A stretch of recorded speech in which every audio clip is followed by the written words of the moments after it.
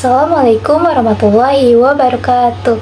Perkenalkan, nama saya Putri Aulianti Firdausi dengan NIM 2111704 dari Prodi Pendidikan Guru Sekolah Dasar Universitas Trilogi.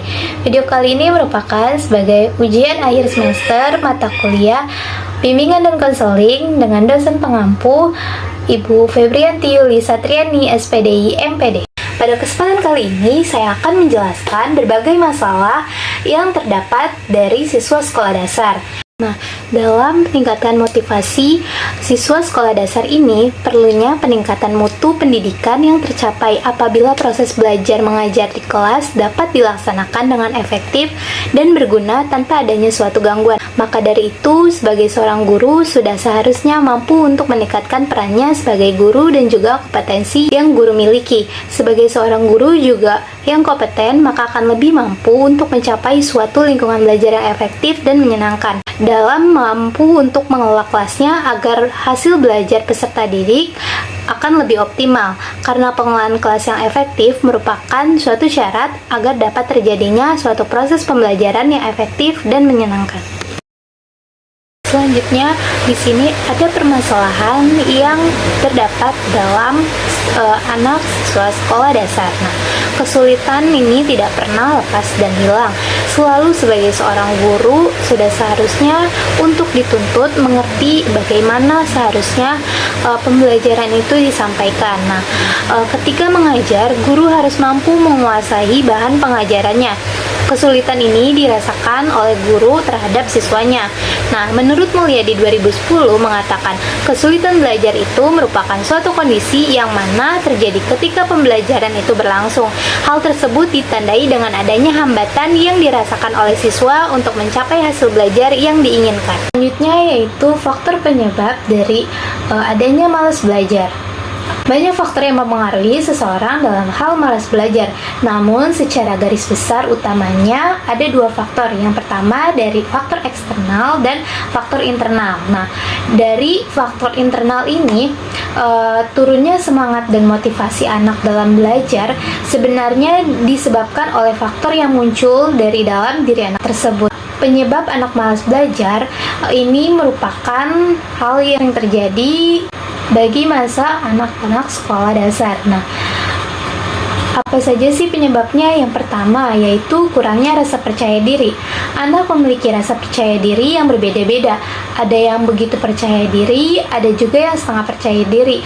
Namun ada juga yang tidak memiliki rasa percaya diri yang penuh. Nah, jika rasa percaya diri ini belum muncul dari anak tersebut yang berlebih pada anak terjadi, maka perlu menjadi perhatian orang tua agar senantiasa kembali membangkitkan rasa percaya diri sang anak dengan selalu mendorongnya untuk semangat dalam belajar.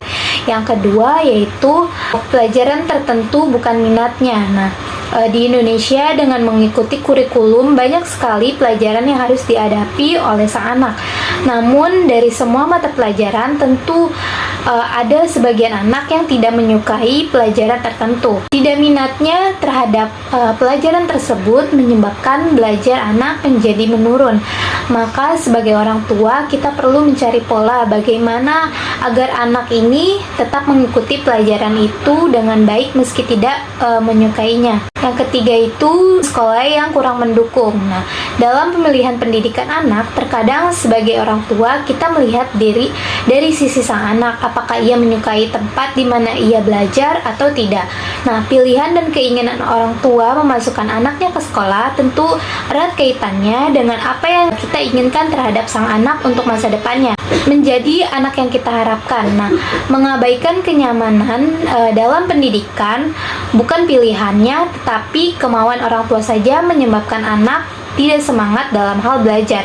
Sebagai orang tua, kita mestinya mengkomunikasikan hal ini agar pilihan kita sesuai dengan kemauan anak dengan mengarahkannya untuk memilih pendidikan yang tepat untuknya. Hal ini tentunya akan menjadikan anak tidak terpaksa menjalani pendidikan atau proses dalam pembelajaran. Untuk faktor yang kedua yaitu faktor eksternal. Nah, faktor eksternal ini berpengaruh dari segi lingkungan keluarga, sekolah, dan juga masyarakat. Nah, lingkungan belajar yang efektif bagi anak adalah di mana situasi dan kondisi dalam keluarga mendukung dalam hal ia belajar. Mungkin anak bisa fokus belajar jika di rumahnya tidak terjadi pertengkaran antar saudara atau antar ibu dan bapaknya. Nah, tidak menghidupkan TV dengan volume yang kencang atau pertengkaran dengan yang lainnya. Nah, hal ini mempengaruhi anak dalam hal proses pembelajarannya. Selanjutnya dari segi lingkungan sekolah, sang anak juga perlu menjadi perhatian orang tua dalam menentukan di mana ia menempuh pendidikan. Mana mungkin ia akan belajar di dalam kondisi lingkungan sekolah yang kurang kondusif.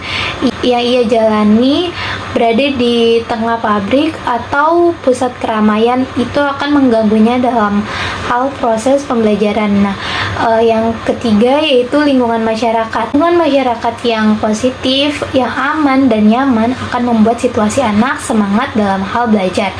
Teman bermain yang juga suka belajar mendapat motivasi untuk terus belajar, serta kondisi lainnya yang menyangkut kenyamanan anak dalam belajar. Nah, yang kedua dari keberadaan guru dan orang tua. Proses pendidikan ditempuh oleh sang anak karena ia diajarkan oleh gurunya. Maka mengetahui kualitas dan kemampuan guru dalam mengajar merupakan sedikit banyaknya yang harus kita ketahui dalam informasinya. Nah, informasi itu tentunya bisa kita lihat dari bagaimana teman-temannya dan bagaimana kondisi kelas. Jika dari segi keberadaan orang tua. Nah, orang tua yang modern sekarang ini sibuk sekali dengan aktivitas mencari nafkah, bekerja siang hingga malam tanpa memperdulikan pendidikan anaknya.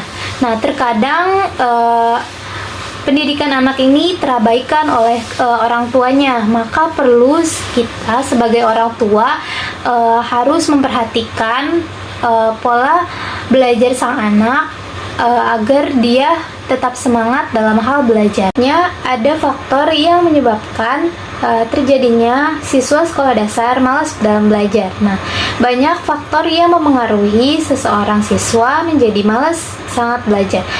Namun secara garis besar, penyebab utamanya materi selanjutnya yaitu ada faktor penyebab anak malas belajar.